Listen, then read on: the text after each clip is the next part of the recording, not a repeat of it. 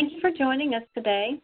Our Driving Concern Employer Traffic Safety Program is pleased to be able to offer the webinar, Journey Management, What is it and Why Does it Matter? I want to welcome our presenter this morning, Lisa Robinson, Senior Program Manager with the National Safety Council. A few things to note before we get started. Everyone should be muted, but please press *6 just to be sure. This will ensure confidentiality on the line and will mute out any background noise as we are recording. Again, *6 on your phone just to be sure you're muted. We do have the ability to type questions during the webinar. You can use the chat function, and there's a drop-down menu to choose who you want to send your message to.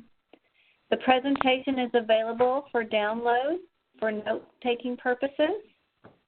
The presenter may answer your question during the presentation or choose to address questions at the end.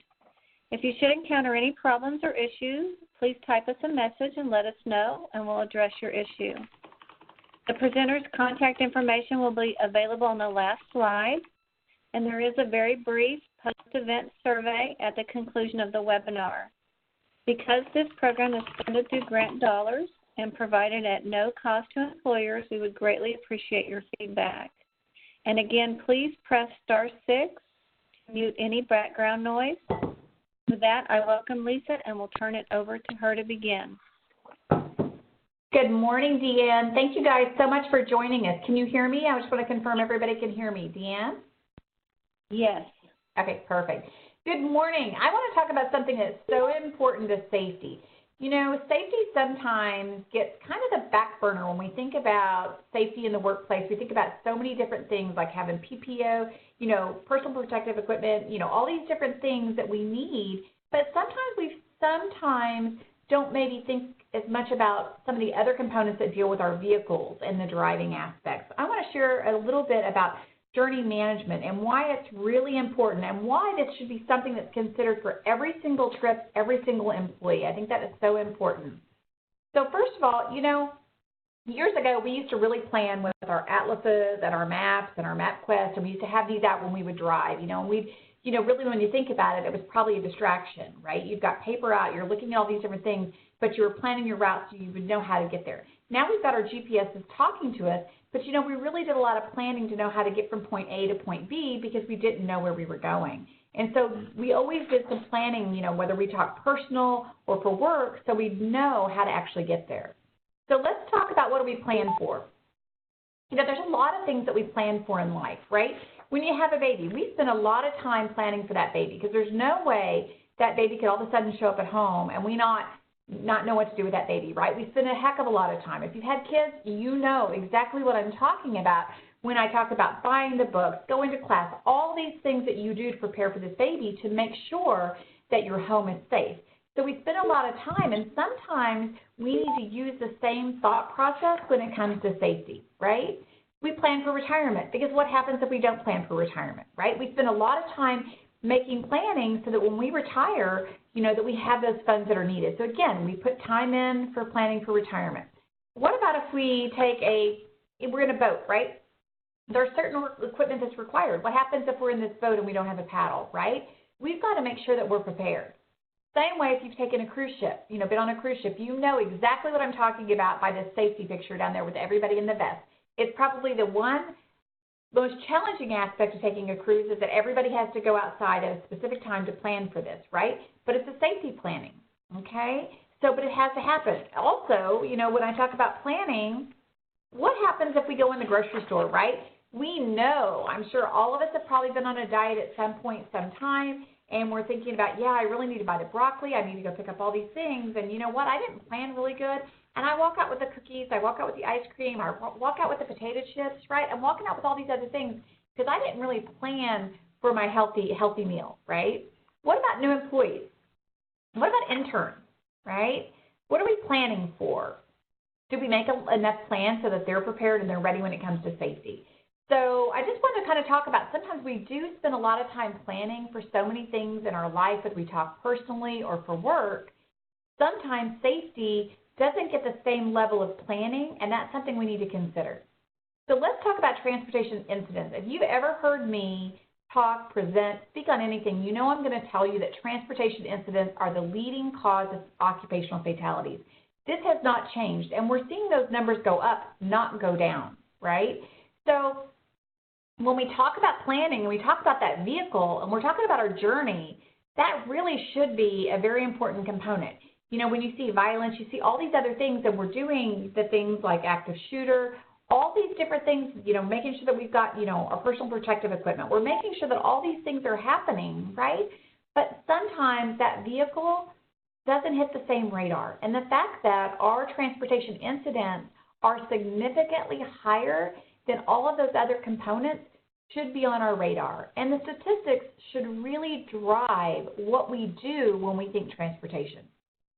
Okay? So, again, I want to show you that when you look from, 2015, 2014, you look all across the board, 2013, 17, when you look across, you can see that these numbers have changed, but you can look and see it in some of the other areas. They've stayed, fairly consistent, a little bit higher, a little bit lower, right, where transportation has consistently kind of gone up. So that should be something that helps us plan as far as a company and where we invest our dollars and when we think about safety. And when I talk journey management, I'm talking 100% of our employees. I am not just talking about those employees that we know for a fact that that's their primary function. I am talking about that employee who maybe their job is sales and maybe they're getting on a plane. Did we ever talk to them about that rental car? What plans did we make when it comes to that particular employee? Sometimes we are planning the route for that person who's driving the truck, right? We may have planned their route from point A to point Z, but the other components really need to come into play as well. And again, one thing I want people to understand is we're not just talking about the trucking. We're not just talking about the freight industry. We're talking all industries across the board see transportation injuries and fatalities, okay? Every industry has people who drive. And when I talk about that, I'm talking about the person who simply goes to pick up the food for a lunch meeting. I'm talking about the person who runs to do an errand. I'm talking about the employee that makes the bank deposit. I'm talking about all of these things. I'm talking about the employee who's making sales calls in their vehicle. I'm talking about all of these components, whether we talk a fleet vehicle or a personal vehicle or we talk a rental car, okay? I think it's really important to understand that it's not just a logistics, not just a freight, not just a trucking component when we think of transportation. I think it's really important. We know that a variety of industries require people to drive and that their jobs are associated with driving. We know that it costs employers significant amounts of money. So if it costs employers significant amounts of money, this should be on their radar, because when we talk about cost and cost savings, we've got risk, we've got liability, we have all of these costs associated with roadway, the vehicle, transportation. And so really, honestly, it should be a little bit higher on an employer's radar when we think about that. Another thing that data shows us is that employees who just occasionally drive, and I'm thinking about, people who, again, might go pick up the food for the company, might go pick up supplies, may go do the bank deposit, may fill in for other employees. We know that people that's not their primary function die at a 50% higher rate. We know that. Why is that? Well, could it be training, education? What are we providing? Again, I keep mentioning this because it's an important component, but what about the employees that we have flying to another location to do their job? Have we had conversations about that transport or when we get there and using that rental car? So again, things to think about is sometimes we only think about our truck drivers or the people that are driving our fleets, or maybe we're thinking about people who drive and we do defensive driving maybe once a year. So we really have to think about 100% of our employee population and how they're driving, even something as simply as once a month or once a year for our company. We know that human error is a big component, okay? We know that everybody believes technology, autonomous vehicles, that's going to help us and that's going to, be a saving factor. Not all vehicles have all the safety features. Not all companies are going to be able to invest in all those safety features to change out their fleet, okay? But we also know that we are the car's best safety feature. We know that. We also know that when you look at human error, 70% of the time it's that employee, right? It's the person driving the vehicle. And it's probable that it's 93% of the time. That's where journey management comes in when it comes to proper planning. Because again, the person driving is that car's best safety feature. So again, that's your best defense when it comes to risk, liability, and exposure to those types of things as a result of a crash. I made a comment earlier about the cost of crashes. The cost of crashes is significant to employers. Whether we talk about a fatality, a non-fatality, a property damage, all of these costs come into play. So when a company is paying for costs associated to incidents, crashes, it's taking away from their bottom line. It takes away from the ability for the employer to pay for other expenditures. And sometimes we don't equate that and understand significantly how that's impacting the bottom line and the loss of cost, in a cost savings. So when you think about your driving program, you really have to think about the roadway. You have to consider the driver. You have to consider the vehicle, and you have to consider the environment. Those four components are extremely important. And if a company isn't considering all four, you really need to make sure that your driving program considers that, especially when we think of journey management and we think of planning. Because the roadway is a part of the workplace, absolutely. What's going on that roadway? Is it construction? What's happening on the roadway? What about the driver? Are we asking that driver to start driving at 4 or 5 a.m. to arrive at a start time of 7 or 8 a.m.? What about the driver? Did they get plenty of sleep? Are they taking over-the-counter medications? What might impact that driver? What about fatigue, right? What about the vehicle? Has the vehicle been maintained? Another thing to consider is, are they driving their personal vehicle? If they're driving their personal vehicle, have we had conversations with them about vehicle maintenance on their personal vehicles that we're reimbursing them for? And the environment, that's another thing. Certain areas will have rain, ice, sleet. In the fall, we'll see that there's more oil that's collected on the roadways. We'll see, leaves on the roadway. We've got to think about the environment as well when we talk about the planning. Journey management refers to a plan, a process for reducing transportation-related risk. It guides a company on how to manage that risk. It's a process that you follow. And it's important to know that your goal is to arrive safely, but when you think about that process, keep in mind, you may have different departments, you may have different locations. That process may be a little bit different in planning based on the types of work the employees do. So sometimes a one-size-fits-all approach may not work, and you may have to modify that process based on the types of jobs or functions different employees have when it comes to driving for their job. We know that journey management, our objective is to eliminate and minimize unnecessary trips, the distance driven, and the risks associated with those necessary trips. That's really important. Again, it's wanting to minimize unnecessary trips. I made a comment the other day in a program where I said, is it necessary that the person drive to the office supply store? Do they have a delivery service, right? If we're ordering lunch in for a lunch meeting, is it necessary that someone pick it up, or are there places that will deliver it to the company? Those are things to kind of think about when we talk about, is it a necessary trip or is it an unnecessary trip? Does that local office supply store have an online ordering system where then they're just delivered to the company? Think about that, because if we're putting somebody in the vehicle but we haven't been really training them or keeping them in our driver safety program, that may be an unnecessary trip if those can be delivered to the company. Same with, again, with that lunch meeting or different things like that. How do we eliminate unnecessary trips and the distances driven? You have to consider the need to travel, okay? And what's the safest mode of travel? And that can be applied to any industry in any operating environment. You need to ensure that your personnel arrive in a safe and managed environment, okay? And you want to think about those aspects. Is there a need to travel? I run into a lot of people who are traveling for their jobs, and some people will tell me, I could have handled this with a WebEx meeting. We could have handled this with a conference call, but my company wanted me to be there in person. So you have to sometimes look and say, is there a need to travel? We've become a very connected society where we have the ability to have meetings through different telecommunications systems. So again, you have to consider what's the need to travel so that it's a safe and managed environment. This applies to every industry and every operating environment. Okay, so you need to know, what are the guidelines? What are the tools and process for identifying and managing the hazards? Again, hazards equal risk when you undertake any journey. So we have to look at what are business essential trips. What are alternatives to land travel? Are the drivers qualified to drive the vehicles?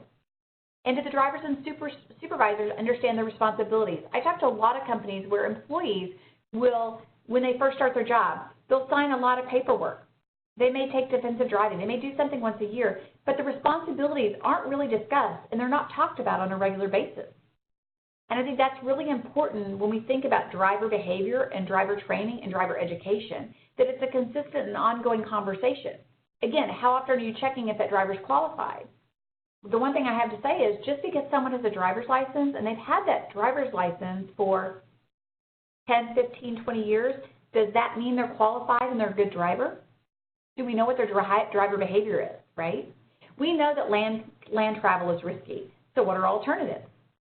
So again, it's so important that people understand their responsibilities.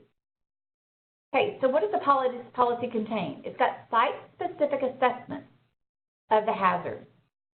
And what are the steps that you take to minimize the hazard? And again, remember, you may have more than one location for your company, which could make a difference. You also maybe have different types of employees that have different types of travel that you have to take into consideration. It's got a component to assess the need. Again, the need. You want to eliminate those unnecessary trips because, again, every time there's a trip, there is risk and there's liability. So you really have to determine what is the need for that trip and the necessity for it. You know, I've seen this picture and I think it's great because it talks about, did you plan accordingly? Did the person take the time to plan, right? You want to, because you know, again, there's going to be cost associated with this crash right there, where this truck can't get to where it's going. So you've got to have safe route planning. And what's that distance that you're going to allow in a single trip, right? And what's the environment? I share this because in a community that I live in, we have a low bridge. And about 3 to 4 times a year, there will be a truck that's caught on that bridge. It's identified, it's labeled, it's on a highway. But if there's proper planning, that truck would not have been on that route with that particular load. So I do mention, are you looking at the route and do you know what the clearances for those bridges are? Do we know if there's construction? Do we know what's going on? Some companies do an excellent job of this, and other companies say, well, this is where you need, this is your point A, this is your point B where you need to get. Did we really plan and did we really look at everything? Again, this is going to be risk, this is going to be cost, there could be liability, there could be all of those things associated with this incident. Proper planning means your chances of arriving safely are greatly increased by that planning, okay? The goal is that every employee will arrive safely every single time. If you don't plan adequately, that increases the number of incidents as well as your risk and your liability. So proper planning on the beginning end saves extensively on the back end. Not only that, but it's your cost and your liability. You have to schedule that journey carefully. You really want to avoid night driving. We know that your body really wants to sleep from 2 a.m. to 6 a.m. We know that. That's when your body's natural clock for sleeping is. And you really have to take into account, the road hazards, the weather conditions. But again, fatigue, we know that that's considered driving impaired. We know that, right? So how do we avoid that? How do we ensure that our employees are driving at the best time so that they're safest on the roadway? What are the legal restrictions, right? What are the times and distances? We've got to make sure that we're adhering to all of those legal restrictions. That's really important. What about when and where to take a rest? Is that planned? What about unexpected delays? Do we have that planned? Are we ready for that? Or are we pushing our employee to do something to arrive there at the right time when there's delays that are beyond their control? What do they do in case of an emergency? Do they know what to do? Does that employee know what to do? And when I say in case of an emergency, I'm also talking about that employee who's in a rental car, an employee who's driving their personal vehicle. Right, and also, and I made a comment a minute ago about fatigue. It is one of the most obvious consequences of poor journey planning. And we know that it's a major contributing factor in road traffic incidents. I met a young gentleman who was at a presentation that he did, and he happened to be in a wheelchair. He was talking about how he had to leave his home like at 5 a.m. to get to one point at the beginning time and then get to another point by 8 o'clock. He made it to the first point no problem. But he fell asleep between the second and the third point. And when he fell asleep, he was ejected when he crashed. He wasn't wearing his safety belt, and he's in a wheelchair now as a result. And he talked about that planning component because his company had him getting up and starting his route very early that day. And so that came into play for him because he fell asleep during the route. A good plan takes into account all the factors that minimize the chance of feeling sleepy while driving. We know that some people are encouraged to take a rest, to pull over, even if it's a 15-minute power nap. We know a lot of companies talk about that. And some companies aren't talking about taking those breaks. So that's a really good important thing to have in your plan, is to talk about those breaks. What do they do if they start to feel sleepy? What's the plan? You're wanting to mitigate all of these things with your journey management planning. These are all of the things that you want to plan. Distracted driving, impairment, including fatigue, driver inexperience. How much experience does the driver have? Poor road conditions, adverse weather, time of day, all of these things. But again, when we talk journey management, I am not just talking about the fleet vehicles, and I am not just talking about those who specifically drive 100% as a part of their job. I'm talking 100% of your employee population. That's a key component. Again, one thing I like to say about a plan, if you don't have a plan that you use, I always say, ask somebody in the same industry as you. Ask somebody that you know that's in the same industry if you can look at some of their examples of plans that they use. That is the best way to find forms and templates that's going to fit your needs. Instead of starting from scratch, ask what somebody else uses, people that you work with in the industry. Ask them what form they're using and what questions they're asking. That helps the company plan appropriately. So again, some of the best benefits are eliminating unnecessary driving. That lessens your crash risk. Again, that is probably one of the key components is it necessary? You want to minimize exposure to road traffic hazards. That's going to be work zones, other things that may be as a result. So how do you minimize those traffic hazards? Reduce your fuel costs, right? You also want to reduce the wear and tear on your vehicle. If those trips are unnecessary, you're adding wear and tear on the vehicles, and those are costs associated with that as well. Again, liability, that's a big thing that employers are really looking at is what is my risk, what's my liability, and what's that exposure, and what could that cost me? And again, increase efficiency. If my employees could actually have this meeting with a teleconference, right, and now they're in their office, I have just saved 24 hours of travel time that they could have actually been doing something else. So again, I've got to look at efficiency of my employees as well.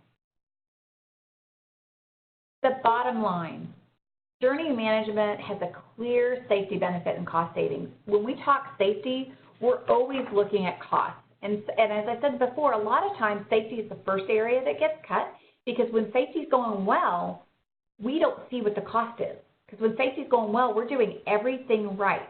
So there's no cost associated with some of the incidents that occur, right? Or legal costs or lawsuits or different things like that.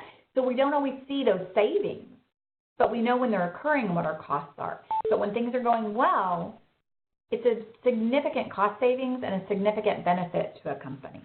So again, that's really important to keep in mind. This is my information. This is my contact information. You are more than welcome to contact me at any time. I know that Deanne uploaded these slides so that you have them for your use, so that you can look at and you can review and you can go back and look at some of the key components that are really important when you talk journey management and you can talk planning. I didn't see any comments in the chat window. I don't know if anyone has any questions or any thoughts or any comments. And if you do, I'd love to hear them. Otherwise, I thank you guys for joining us today. And Deanne, would you like to round us out today? Yes. Thank you, Lisa, for such a wonderful webinar, very educational. And thank you to all who attended. We know your time is very valuable, and we hope you gained useful information and resources that will assist you going forward. Remember to complete the survey at the end. And with that, this webinar is concluded, and enjoy the rest of your day. Thank you, Deanne.